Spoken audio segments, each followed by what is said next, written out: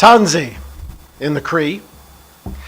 The university which I have served for over a decade now lies at the confluence of two great rivers, the Assiniboine and the Red. It lies on land which has been sacred to the Cree or Anishinaabe people for 5 millennia. And when the Cree people address a group such as this, they would address that group as one family.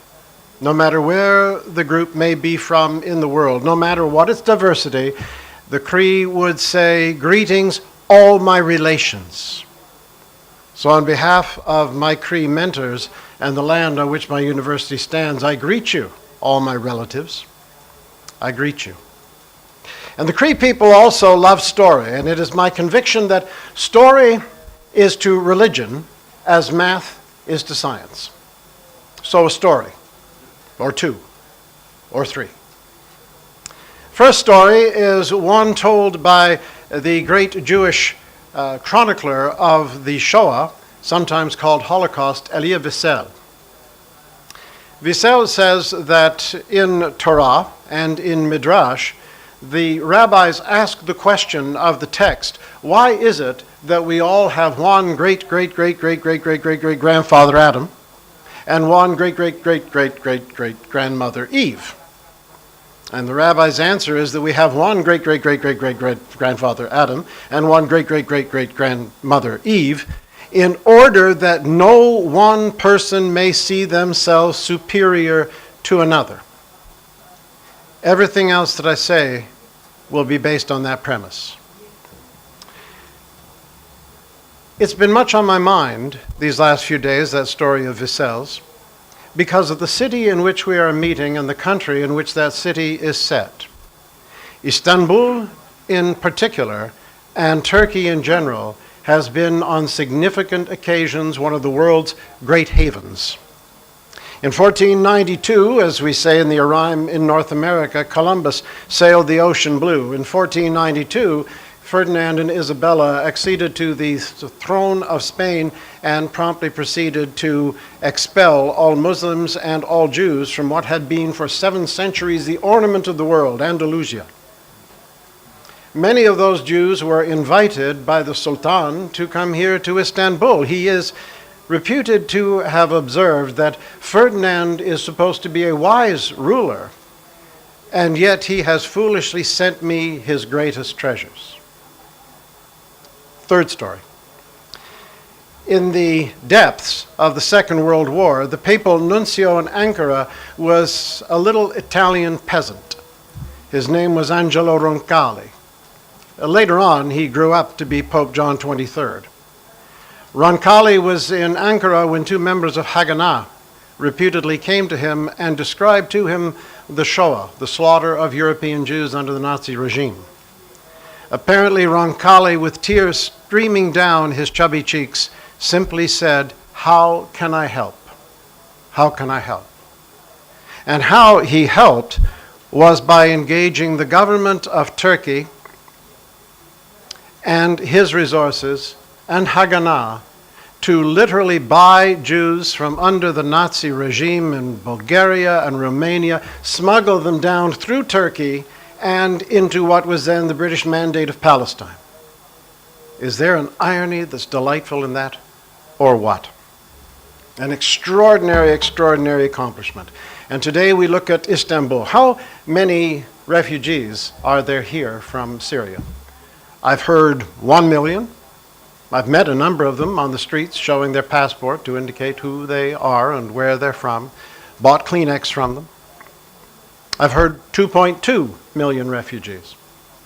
And of course, it's not simply Syrians in general. There are the number of Yazidis who it is determined are suffering genocide at the hands of their former Iraqi neighbors and others, sadly. And yet here we have in Turkey, after last Friday's tragic events in Paris, a new pressure on this country and on this city. The world's eyes are on Turkey and they're on Istanbul. How will the people of this great and ancient city and of this great country respond to the pressure that they are now under and will be under as increasingly borders in Europe and beyond close their door to the massive wave of refugees coming particularly but not exclusively from Syria. Our responsibility surely is to go from here back to those places from which we have come, those of us who are not Turkish, and to tell those who have sent us or who await our return that the story of what is happening currently in Istanbul and in Turkey is not a Turkish story. It's not a Syrian story. It's not a Yazidi story. It is a human story. There is no story which is not a part of the great human narrative. And thus we begin to move towards the question of the dialogue among civilizations. Istanbul is a city which has hosted great civilizations, many civilizations, but still always one city. From the Latin civitas, which gives us the root of the term civilization.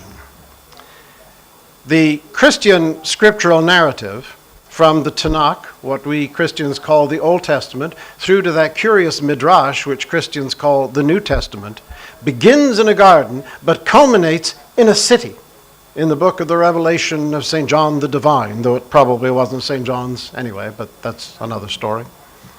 It culminates in a city, and that city is meant to be the place where civilization comes together, where civility dominates. It is meant to be, in a sense, Istanbul. Istanbul at the moment is the world. And what kind of civilization this time will be demonstrated, modeled by Istanbul? Well, let me suggest 5 things that are going to be critical to the dialogue that surrounds the question of how civilizations will learn to live with one another, must learn to live with one another.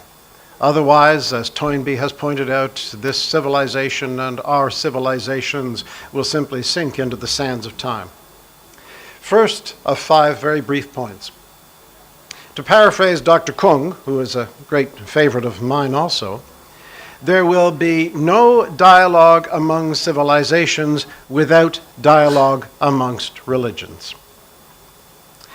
That is, I think, probably straightforward enough that I will simply let it be with one additional modifying comment. A Canadian colleague with the Canadian Council of Churches, Joy Kennedy, has suggested that the world's religions need to adopt an interfaith Lund principle.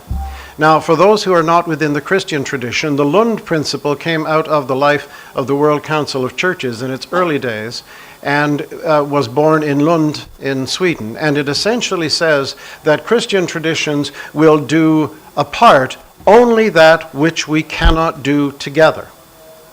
In other words, when we look at the great issues that this summit has been facing, issues of violence and women and warfare, issues of the economy, issues of freedom of religion, issues of the environment, these are challenges that the human community faces and which we must face together in a new kind of ecumenism, a whole world ecumenism, which talks of the oikumene, or the whole inhabited earth, as being the household of God.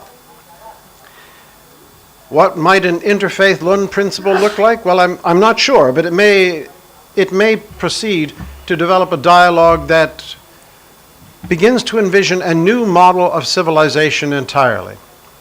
Because surely this dialogue amongst civilizations, which is in the first instance a dialogue amongst religions, must be designed to lead to a global civilization. Now note, when I say a global civilization, I do not know what that will look like. I know what it won't look like. It will not be homogeneous. It will not be a great mass of people who are simply digits on a census form.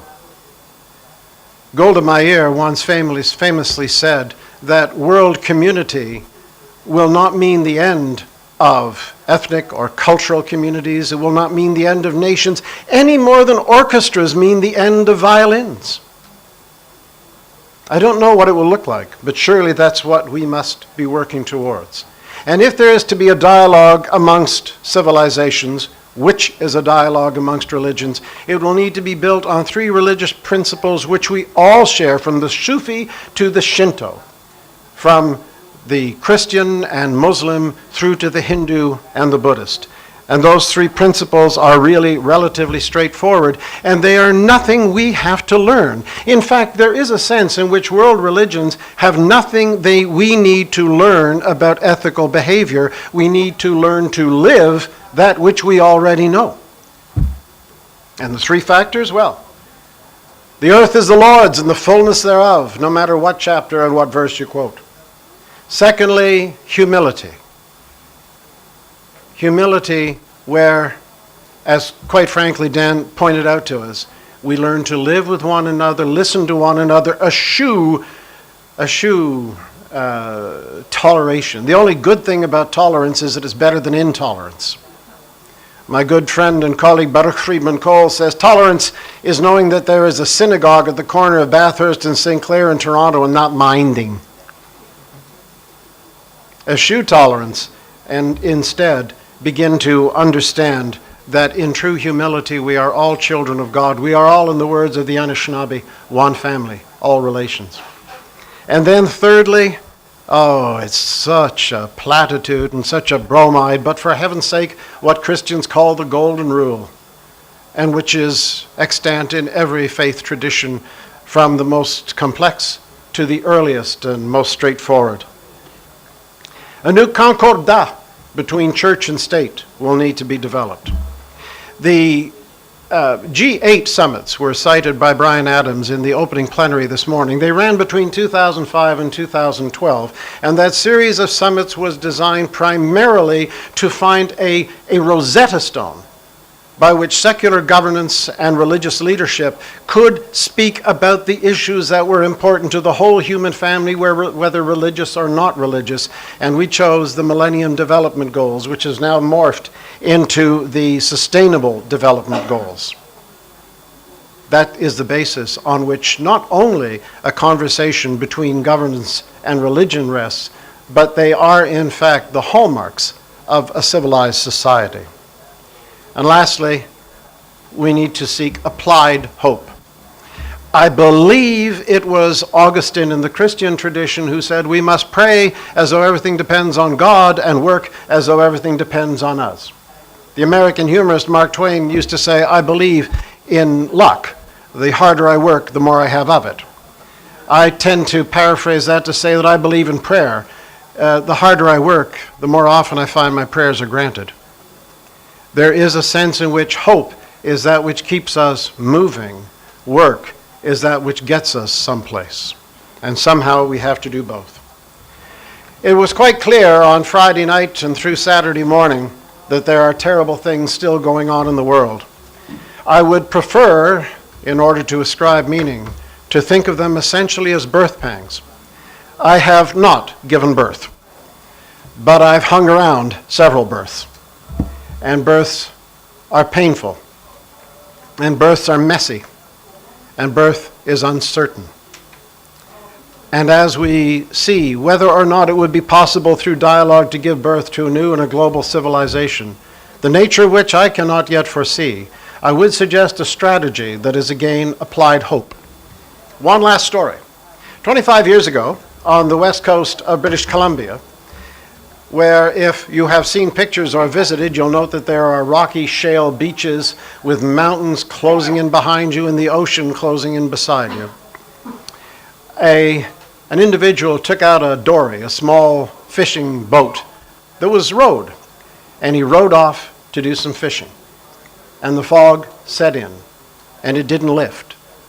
It didn't lift for 24 hours. It didn't lift for 36 hours. His family had all but given hope. The Coast Guard couldn't find him. And then on the morning of the second day, after he'd been 36 hours on the open sea, friends still waiting on the beach in the hope that he might have survived, saw him drag his boat up the rocky shingle. Of course, the news media made a big deal of this, as news media always do, and one aspiring reporter said to him, "How did you survive out there in the fog on the open sea, alone and with an uncertain future?" And he said, "Well, I just kept rowing till the tide turned.